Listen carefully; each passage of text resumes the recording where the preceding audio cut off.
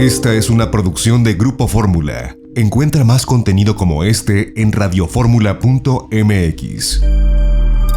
Es el momento de entrarle al tema con José Antonio Crespo, analista político, a quien saludo con mucho gusto como siempre. José Antonio, muy buenas tardes.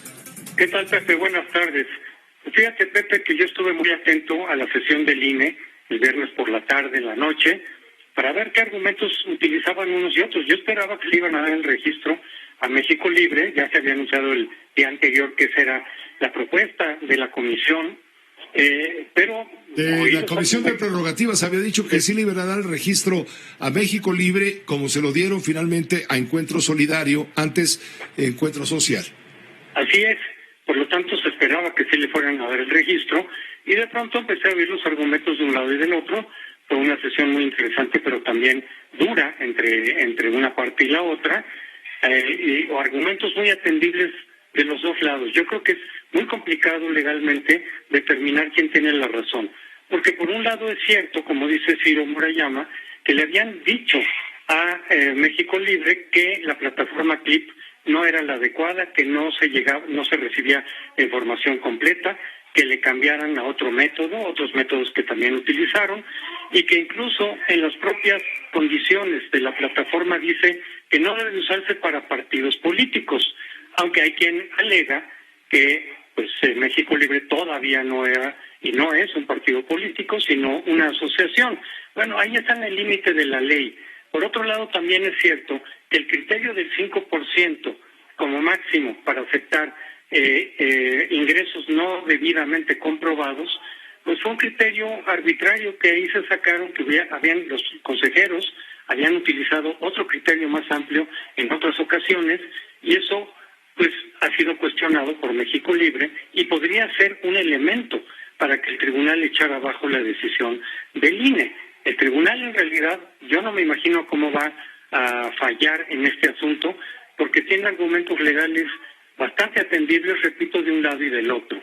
De tal manera que podría confirmar la sentencia del INE negando el registro de México Libre, o lo podría echar abajo, utilizando algunos de los argumentos que han esgrimido.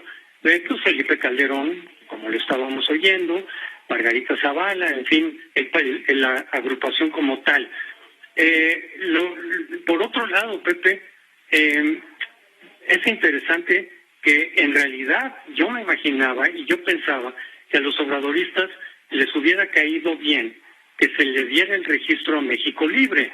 ¿Por qué? Pues porque México Libre iba a dividir, o podría dividir, dependiendo de lo que decida el tribunal, podría dividir fuertemente la votación opositora y facilitar enormemente que Morena y sus aliados vuelvan a conseguir la mayoría absoluta en la Cámara de Diputados, que me imagino que es una prioridad importante para ese partido y para López Obrador, por supuesto, para el presidente. De tal manera que yo me imaginaba que desde el punto de vista estrictamente pragmático, desearían que México Libre tuviera esa votación. Hay varias encuestas, Pepe, que han señalado que México Libre podría obtener, pues no una votación pequeña, sino una votación cercana al 10%, que desde luego que se la quitaría o se la disputaría la mayor parte al PAN y quizá alguna parte también al PRI, pero fragmentaría el voto opositor, repito, favoreciendo a Morena. Pero me encuentro con que, una vez que determinó el INE no dar el registro a México Libre, la gran mayoría de los obradoristas salieron a celebrarlo y a festejarlo. Y el propio presidente López Obrador lo hizo también en su comentario del sábado, con lo cual me lleva a concluir que entre una decisión o una posición pragmática, políticamente racional, que les beneficiaba a Morena, les ganó el resentimiento, el rencor y el deseo de venganza que tienen contra Felipe Calderón. Por lo del 2006, por supuesto, pero es más el rencor que tienen, es más el rencor que se dio en el caso del presidente López Obrador en su comentario sabatino al respecto, que el pragmatismo político de decir, nos conviene que tenga el registro.